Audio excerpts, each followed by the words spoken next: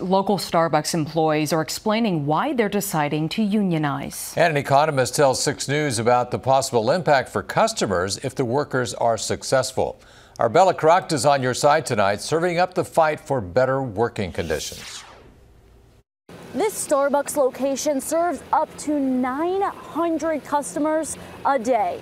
That's with about 20 employees total. And what was the job of multiple people is now consolidated to just one.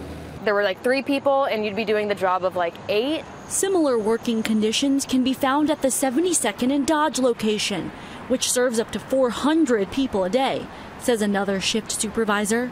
When you accept the position, you know it's going to be a high-paced, intensive work environment, but it's stressful. There's a lot of labor reductions that leave 2 or 3 partners doing the jobs of what should be 5, 6, 7 people.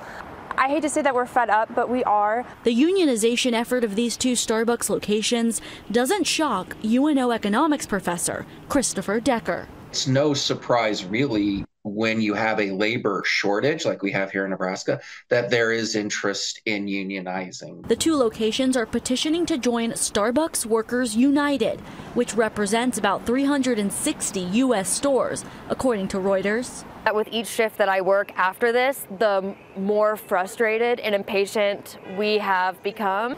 How does that affect customers?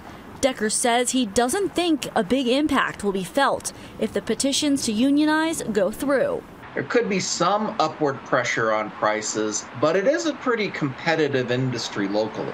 Zooming out and looking long term, increased wages for these employees could stimulate the local economy. But if profits are reduced too much due to operating costs, some branches could close, says Decker.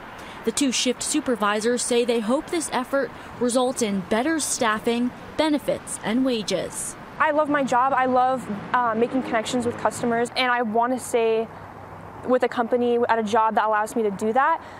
But it's just really hard when the labor obligations prevent you from doing that. On your side in Omaha, Bella Crockett, 6 News. Each of the 2 locations will have a separate vote of its employees in January to unionize, and 70% must vote in favor. Professor Decker says as labor shortages persist, he predicts we may see other groups locally petition to unionize.